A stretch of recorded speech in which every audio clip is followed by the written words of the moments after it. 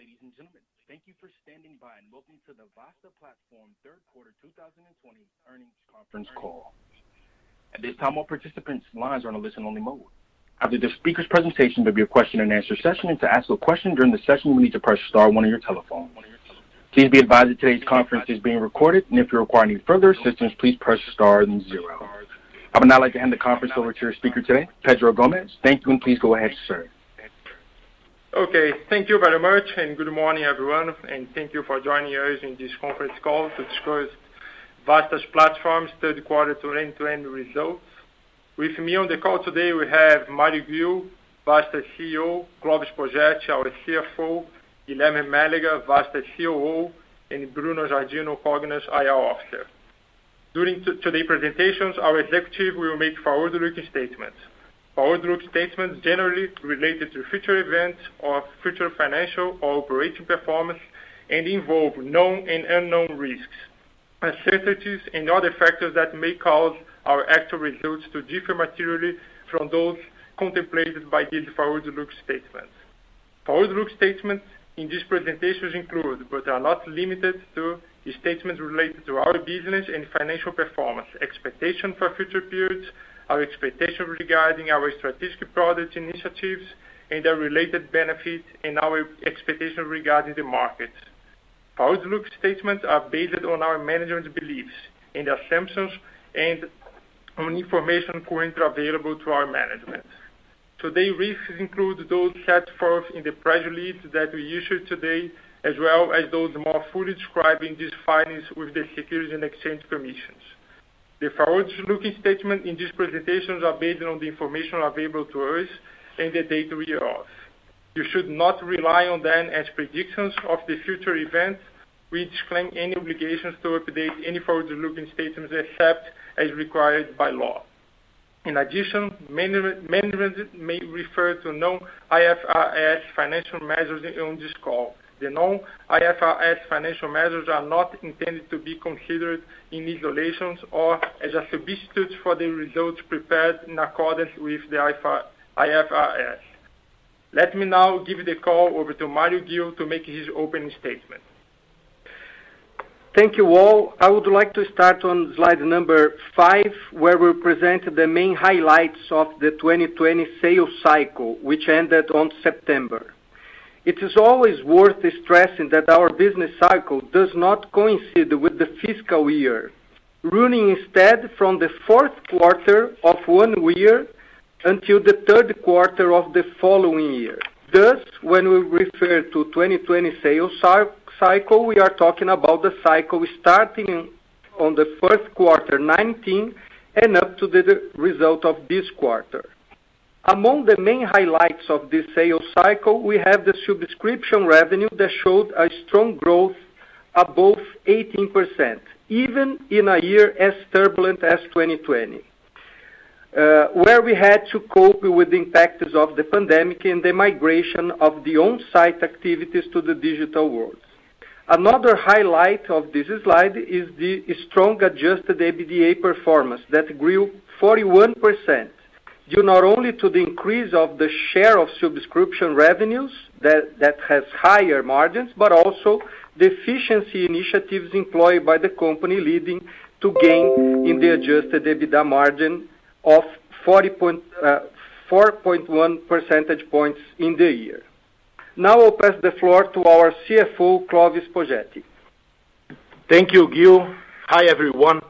Moving to the next slide, number 6. As important as observing the results of the fiscal year, which presents strong seasonality between the quarters, is to look at the sales cycle as a whole. Here, we can see all the growth that we were able to deliver in this sales cycle. The net revenue was 16.5% higher than the one seen in 19 sales cycle, and it is important to remember that this growth of 16.5 is the consolidated one, which means the combination of 18.4% growth in the subscription revenues with a growth of 12.7% in the non-subscription revenue. On the other hand, gross profit increased by 21%, while the adjusted EBITDA was even better, with an upturn of 41%. The net loss, in turn, had a significant improvement of 64% in the period, highlighting the solid performance we had in all indicators. Moving on to slide 7, we also present the subscription revenue for 2020, but from a different perspective. In addition to showing the 18% growth in the subscription revenue referred to on the previous slide, we also show a comparison with the annual contract value announced for 2020. The difference between the ACV and the subscription revenue is that ACV shows all contracts signed, which is a good indicator for the subscription revenue expected to be recognized in the following sales cycle. That is, it is based on a future perspective. In normal years, the subscription revenue tends to behave very similarly to the announced ACV, since contracts are signed and the ACV already considers churn, historical returns, price increase, cross-sell, upsell, and new clients. That's why it is the best proxy for subscription revenues we have. In 2020, we had a disruptive event like the pandemic, but even with all the pressure brought by the pandemic, the impact on our revenue was only 3% in relation to our initial expectations, which reinforced all the soundness and resilience of our operation. This was only possible because we offer an extremely efficient digital platform for schools, managing to reduce the impact of the migration from classrooms classes to the digital environment and enabling the maintenance of the academic calendar. Notwithstanding, the stability of the operation was so good in this period that we were able to deliver a subscription revenue of 692 million, very close to our initial expectation. The purpose of slide number 8 is just to reinforce the message that, despite the different seasonality that we have between the quarters of the year, with a recognition of results more concentrated in the fourth and first quarters, the result recognition curve in 2020 is very similar to the one in 2019, which leads us to believe that, keeping the current perspectives, there is no reason to believe in a curve for this year that would be pretty much different than the one we had last year, plus minus a couple of percentage points. What we have seen until now in relation to our sales campaign for 2021 is that the result obtained so far is very sound, with a strong pace of closing new contracts, which gives us confidence that the fourth quarter this year will continue with the expectation of being another very strong one. On slide 9, we present the main financial highlights of this quarter, and we can see that although the third quarter is still seasonally weak, we performed better than the same period in 2019 in all lines. This is clear both in the quarter's performance and in the accumulated 9 months of the year. Regarding the numbers themselves, we can see that the accumulated revenue for the 9 months reached 654 million, with a gross profit of approximately 376, an EBITDA 138, and a net loss of 68 million, well below the net loss of 101 million in the same period last year. Now I return the floor to Gil to continue with this presentation. Thank you, Clovis. Going to the slide 11, we can see the importance of having a strong and engaging digital platform such as Plurall, which has been an essential pillar for the company to ensure the stability of its operation and growth for the following year. Since the beginning of the pandemic, Plurall has registered more than 8 million accumulated live classes with an average of 72,000 classes transmitted live per day. Currently, Plurall accounts for about 50% of all educational web traffic on Brazilian private educational platforms, showing that it's not only a tool with high levels of engagement and satisfaction, but also an extremely important tool for schools. In this sense, Plural has been essential for partner schools to be able to continue with their school activities and have seen an increasing active participation of teachers and students. The platform, previously used as a didactic support for students, gained a key role in the digital school, as it was called the transition of classes from analog to virtual environment, and this has had an extremely positive effect on contracts renewals. But Plural has not only operated as a platform for retention and engagement, but also as an important hub to attract new schools. And we could observe throughout the commercial campaign that many students were left helpless during this year, and we were unable to follow the school school activities plan at the beginning of the school year. With this, we have been able, for the first time, to capture schools from historic competitors, which started to see Plural as a way to go through the next year without major problems, thus ensuring the sustainability of their businesses. But our work is not restricted to supporting the digital transformation in schools. We want to be more and more a full partner of the Brazilian private schools. So I invite you all to move to the next slide. We are now developing a new concept for partner schools to further explore the offer of complementary solutions in a format similar to iTunes. This is the Plural Store, a marketplace for the sale of third-party digital solutions, usually international solutions, in a revenue share model exclusively for the Brazilian market. Fully digital solutions are affordable and aligned with this new hybrid school, a model that requires low investment and ensures high return. And with the free trial model, we further believe that we'll be able to capture more and more the interest of the schools, providing sustainable growth for this business. Therefore, there is no doubt that from now on, complementary solutions will gain more and more maturity in next business cycles. And this is why we are striving to add and bring even more options to our partners. But let's go to a little deeper to see what are the solutions that we are already available on our new platform, Plural Store. On slide 13, we present the offers, and as I mentioned on the previous slide, we have international solutions with very strong reputation and brands. In the field of STEAM, we have three highly desired solutions, which are Discovery Education, with a range of interactive materials and content of science, math, and social studies.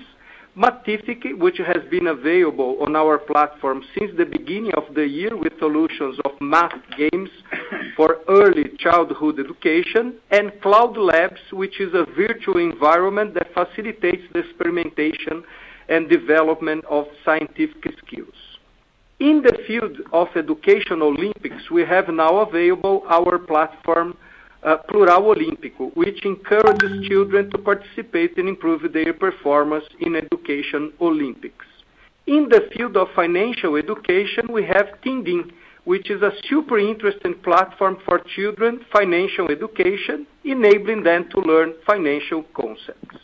In the field of project methodology, we partner with Dream Shaper, which is an online tool that guides the students to practical and motivating learning experiences and problem solving. Finally, in the field of languages, we offer the Carnegie Speech and Geppetto, two great solutions for the practice of English. Moving to the next slide, in addition to all these solutions, we are building a digital platform that will support the transition of the Brazilian school to this new concept of hybrid schools, with increasingly digital skills and activities. That is why we are making a series of investments in bringing neuroscience to improve the effectiveness and results of our solutions. The headband that you can see in the image is extremely important for this, because it can do the analysis of the brain in real time, measuring the concentration level of each student and proposing a content more adapted to the student's attention levels. In other words, what we are proposing today for our partners in relation to the use of technology is not just a mere palliative to assist the schools in going through this difficult pandemic period, but a whole range of solutions that will help with the migration and disruption from the analog model, which is still very much rooted in the academic environment. Moving to the next slides, and for all this content to be delivered and used efficiently, it's essential that each student has their own study tool. What we saw during the pandemic was that most families were not prepared to face a long period of social isolation and had, in many cases, to share the same computer with all its members. That is why this partnership we made with Lenovo is extremely important for this new life we are leading today, as it allows to deliver the computers with all the academic content already integrated with no cost of acquisition or maintenance, facilitating family planning and children education. We already have more than 20,000 students who have adhered to the learning book model, and we believe that such number will only grow in the time ahead. Moving to the next slide. To end this part of the presentation, I would like to show how efficient is this platform model we were able to build. Because the beauty of the platform concept is that the day after signing an additional service contract, you have the service available for sale to more than 4,000 partner schools that we have on our platform today. And this additional service can be added through the development of a solution, by purchasing a solution, or by partner, as shown in the Plural Store slides. In some cases, it's more advantageous and strategic to purchase a product, as we did at the beginning of the year with MindMakers, our robotics and coding solutions for children. The day after the contract was entered, MindMakers solution was already available for all of our farmers and hunters to make their sales, and the result achieved in just one commercial cycle was extraordinary. In less than a year, we have already managed to increase the number of new contracts by 80%, and we have more weeks to go in our commercial campaign, evidencing the success of this strategy. Now I'll pass the floor to Guilherme Mélega, our COO. Thank you, Gil. And to the end of this presentation, I would like to invite you all to see slide 18. To date, we have already entered into a total of contracts that account for an ACV of 835 million for the 2021 sales cycle, which represents a 21% growth compared to the subscription revenue recorded in the 2020 sales cycle. If the comparison is made in relation to the 2020 ACV, that is, for what we expected for this year before the impacts of COVID-19, the number already contracted for 2021 shows a growth of 17%. In other words, we already have a sound result, regardless of the metric that is analyzed. Considering the 21% ACV growth, 80% of this growth is from traditional learning systems and complementary solutions, and 20% from PAR. But it's also important to mention that the commercial process only ends in late December, early January, and we are confident that this figure could increase till the end of the sales campaign. Now, heading back to Gil. Thanks, Mélega. Now I finish our presentation and open the Q&A section. Thank you very much. Thank you. And as a reminder, ladies and gentlemen, if you would like to ask a question at this time, please press star and the 1 key on your touch-tone telephone. To withdraw your question, please press the pound key. Please stand by while we compile the Q&A roster. And our first question comes from the line of Roberto Otero with Bank of America. Your line is now open. Great. Hi, good morning, guys. Two questions from my side. The first one is regarding the sales cycle. I wanted to understand how do you analyze the effectiveness of the more digital sales campaign in terms of leads conversion? This is a very important change in the way the industry adds new contracts. So curious to understand how you think schools adapted to that.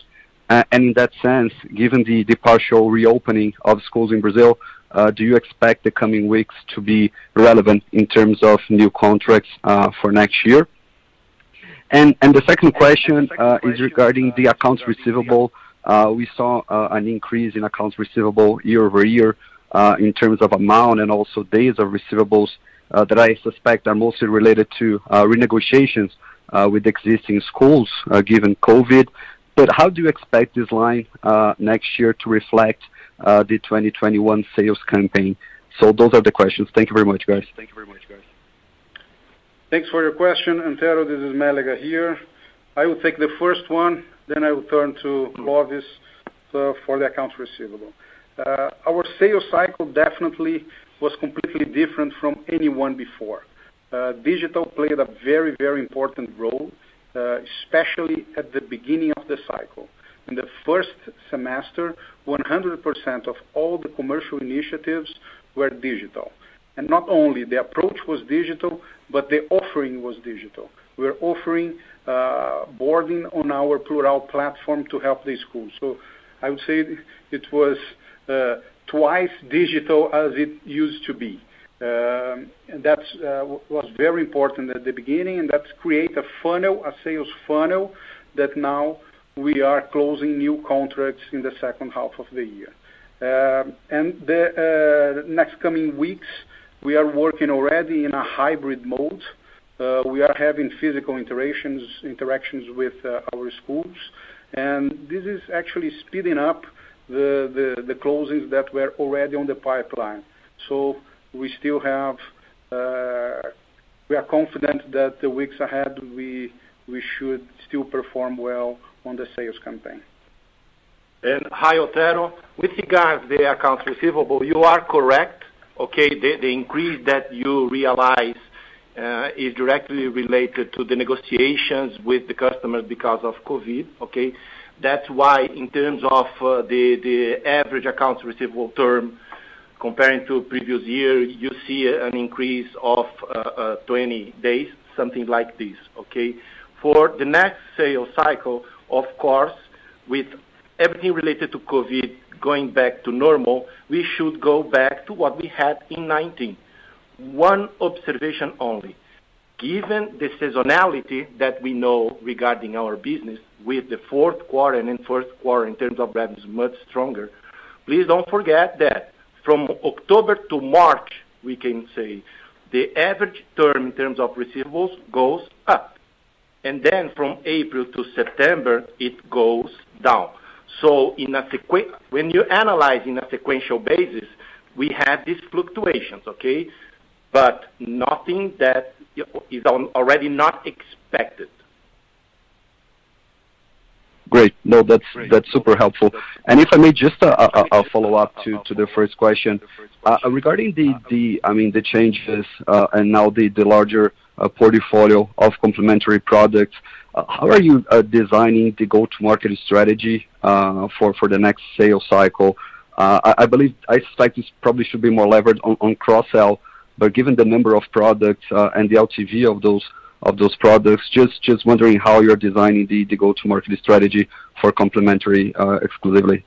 Thank you very much, guys. Hi, Antero. Actually, we changed the go-to-market strategy on this sales campaign. We are already relying a lot on the complementary products. We have much more products this year than we had on the previous cycle, and a significant part of our ACV growth already comes from the complementary products. That plays a very important role on the growth, and we expect the next GTM campaign will be pretty much the same. We already tailored our GTM to focus on cross-sell of these products on our base. So we have events for that. We have sales pitch for that. We have bundles for that. and it's already customized, up and running. Hi, Otero, this is Gil speaking. I would like to add that with the Plural Store, besides the pushing initiatives we have to sell our complementary solutions, Plural Store is a way of pulling the demand from the schools, right? So after, I agree with Melega, but we are also trying to make these trial versions as a way to the school, you know, to use a new service, to like a new service, and then pull this new service to the school. Excellent. Guys, this is super helpful. Thank you very much. Thank you. Our next question comes from the line of Diego Arago with Goldman Sachs. Your line is open.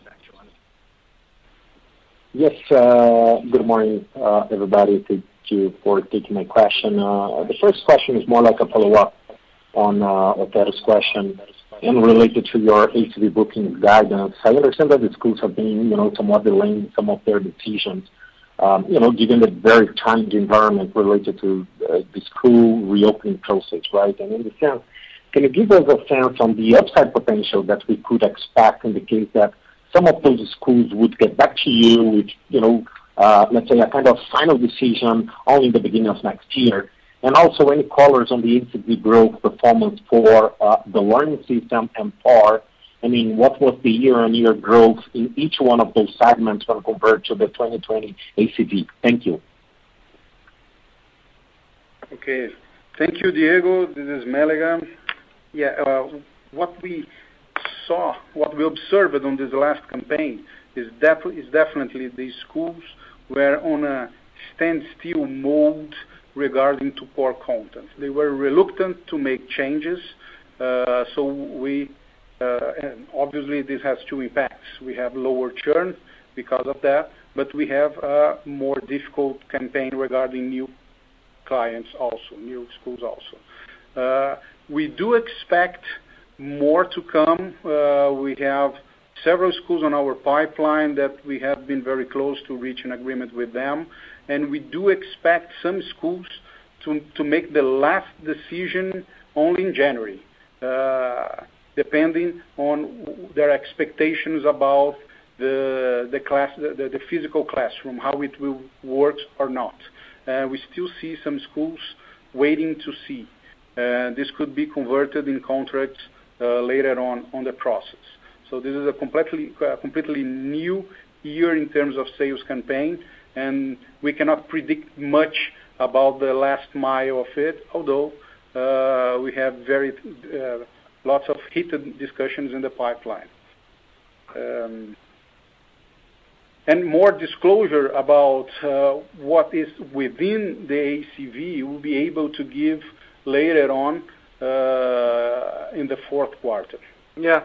Adding on that, Diego, I guess we are going to complement this ECV in the beginning of the next year, right? And we will show the breakdown of all the factors that combined are the ACV, such as churn, cross-sell, upsell, and new contracts. We are planning to give the information with the fourth quarter release. Okay. Okay, sounds good. Thank you. And I guess my second question is regarding your pipeline of new products. I know you mentioned a couple of initiatives and products that were recently launched and are available for your customers. But can you comment about the main goals for 2021 and eventually touch on also on your expectations for M&A, if any? Thank you. Sure. Yes. As we shown here in this release, we already have a robust number of services and products to the beginning of the next go-to market. But we are working in acquisitions, in core education, and also in complementary solutions, right? I can say that we are in an advanced steps with some of the players we are planning to acquire. Actually, we are in a due diligence process with a few of them. And we believe that until the end of this year, we'll be able to announce an acquisition in core education and a few acquisitions in complementary solutions, right? In complementary solutions especially, we are planning to acquire companies that will complement our technology in plural. So we need more technology in adaptive assessment. We need more technology in writing skills or essays, right? So that's the kind of acquisition we are looking for this moment, Diego. That's very helpful. Thank you very much. Thank you. And our next question comes from the line of Vinicius Ribeiro with UBS. Your line is now open. Yeah. Hi, everyone. Good morning. Thanks for taking our question. Two actually from our side, both on the ACV. I'm sorry for being repetitive. So first of all, I would like to understand if this 21% increase already accounts for the recovery of the COVID-19 dropouts, so to speak, that you showed during 2020. And the second would be on the competitive scenario. We understand that this shift to this new kind of go-to-market with a more virtual aspect. Did you guys see any change when it comes to the competition in terms of prices, or do you attribute this positive result to a more efficient execution from your end on the conversion of the leads? That'll be it. Thanks, guys. Hi, Vinicius. This is Melega here. Going to your first question, the 21% does account for the dropouts last year. We do not expect the pre-K and K students remain without an enrollment for 2 school years. So we do account for that on the 21%. Regarding your second question about the virtual execution and how it changes, I think we were really happy to have Plural, because Plural leverage a lot our sales. We're selling a digital product through a digital inside sales channel that helped us a lot to bring schools to the sales funnel. But I wouldn't say that per se close contracts. What close contracts is that once we are serving the school, we can get more closer to the school, either in terms of sales, but also pedagogically speaking, and then we convert the school. So it's still hybrid conversion in terms of contracts. And I agree with you. I think we had a good execution because we had Plural to offer. Secondly, because we had an inside sales already working digitally for the last 3 years. So I think this gave us some leverage or some ground speed on the very beginning. And later on the process, the engagement and the cross-sell, I think, made the rest. And we are still waiting for the final results in the upcoming weeks. Hi, Vinicius. This is Gil. Adding a little bit here, I guess the way we are bringing new services to our portfolio is also important to the school in this next period, right? We have, for instance, in English, we have English Stars, which is a premium product aiming a school with, serving high-end, high-income families, but we are also bringing to our portfolio more digital solutions that are more aligned with this new hybrid period to the schools, and also because the target price of those products are lower than the traditional products. So we are really confident that we have a robust portfolio, not only because the quality of the services are super important, but also because they are more digital than were in the past, and the target prices are more, affordable for the period the families are facing here in Brazil. Great. Thanks for the answers, guys. Thank you. And our last question comes from the line of Marco Spinar with Neuberger Berman. Your line is now open. Hey guys, thanks for the call. Just in terms of what you're seeing in terms of student enrollment, kind of on a like-for-like basis at the schools, as you look to next year. I'm just curious, for a given school, have they seen? I know they saw dropouts kind of at the kindergarten level, but any comments you can give on our schools seeing a 5% drop in the upper grades, 10%, nothing increase, just to see what's happening at the individual school level, and how that's impacting, and if to what extent that's a driver of this increase in accounts receivable. Hi, Marco. This is Guilherme here. Let me give you what we have heard from our partner schools. Definitely in 2020, they faced the dropouts for especially pre-K and K at Q2 and Q3. The majority of them do expect that those enrollments will return.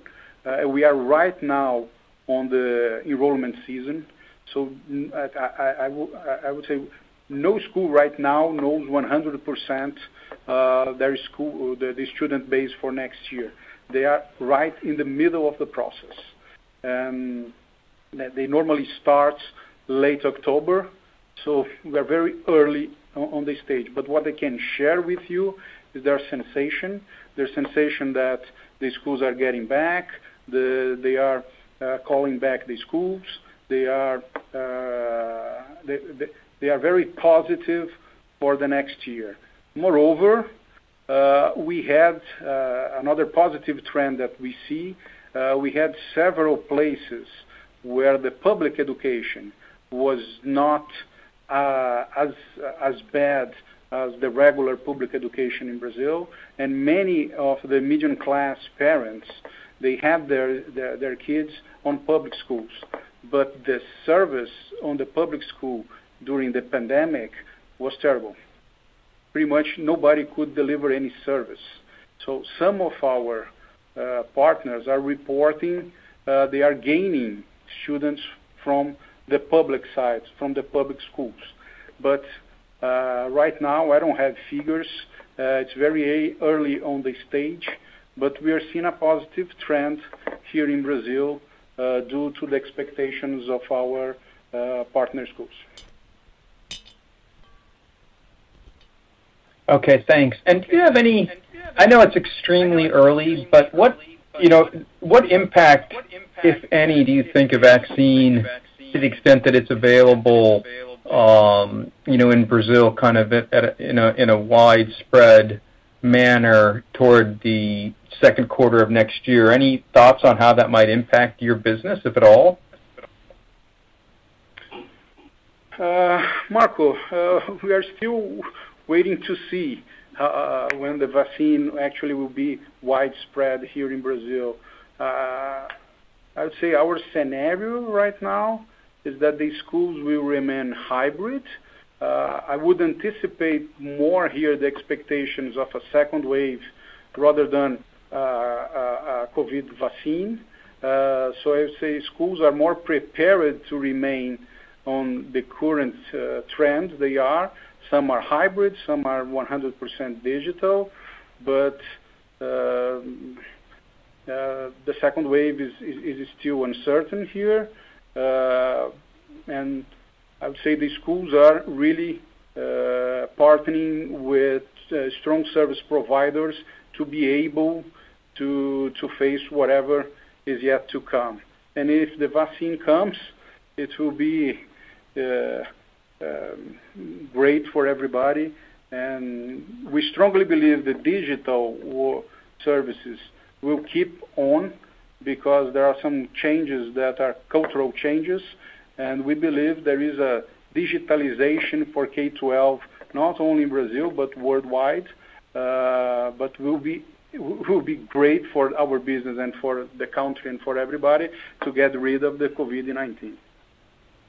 Hi, Marco. This is Gil speaking. Great talking to you. I guess this is super important. We see that the next year we are the best well positioned. We are very well positioned to face the new year. Not only because we have our products and our services for the full reopening of the school, but also because we can provide our services and products to the schools if they are closed, if they are partially open, or if they are completely open, right? I guess the most important step we did at the end of this year was creating all these new opportunities for the school to teach English in a digital services such as Carnegie. And I guess we are very well positioned to face what is going to be the next year. Personally, I believe the vaccine will be available in Brazil in the second semester of the next year, right? So having said that, I guess we are best positioned than any other player to face 21. Okay, great. Thank you. Thank you. And our next question comes from the line of Susana Salao with Itaú. So your line is now open. Hi, guys. Thank you for taking our question. We have two. The first one is related to the price dynamic. If you could just a bit elaborate on the renewal with the schools, how was the dynamic of increasing prices, if Vasta was able to make the pass-through above inflation that it usually does? That would be our first question. And the second question is related to the M&A competitive space. It's not only Vasta that's going after some solutions, digital solutions and complementary content. So just was wondering if the target that Vasta is going after, Vasta is the sole bidder, or if there is some kind of competitive process going on. Thank you. Hi, Susana. This is Guilherme here. Thanks for your question. I will take your pricing question, and Gil will take the M&A question. Regarding prices, yes, we were able to pass pricing above inflation as we normally do. So in this fashion, was a regular year. We priced our products, especially with Plural, a little bit above inflation. But another important effect in terms of average ticket is that we had a positive mix, if I can say that. We have new products in Anglo and PH for the high school. So we have the new high school, and more than 50% of our school base adopted the new products, and this has also a price increase embedded in this new mix. And as Gil presented, we also have the learning book effect, which enhances our mix. We have much higher prices for the learning book, although it's only 20,000 students so far. It's at a much higher price. So when you combine pricing per se plus the positive mix impact, I would say we have a very sound price mix increase for next year. Susana, could you repeat, please, your second question? It's related to the M&A target. If Vasta is the sole buyer for the targets, or if there is a competitive process going on in any of the targets that you are pursuing. Yes. Well, we are. When we talk about acquisitions, we must remember that we are doing two kinds of acquisitions, right? The first one is trying to buy players in the core education, okay? And we have a target that we are in the due diligence period. This specific target we are studying now. There is a complementary footprint compared to ours, and also we believe there is an excellent brand, an excellent reputation, right? In the complementary solutions, we are planning to acquire, or the kind of acquisition we are planning to do, it's the acquisitions that will bring a new dimension in terms of technology, right? With Plural Store and also with all the complementary services we already have in our portfolio, we believe that we are very well positioned to offer to the partner schools everything they need in the next year. But we know that we have some gaps in terms of technology, and to fulfill these gaps, we are looking for these acquisitions in complementary solutions.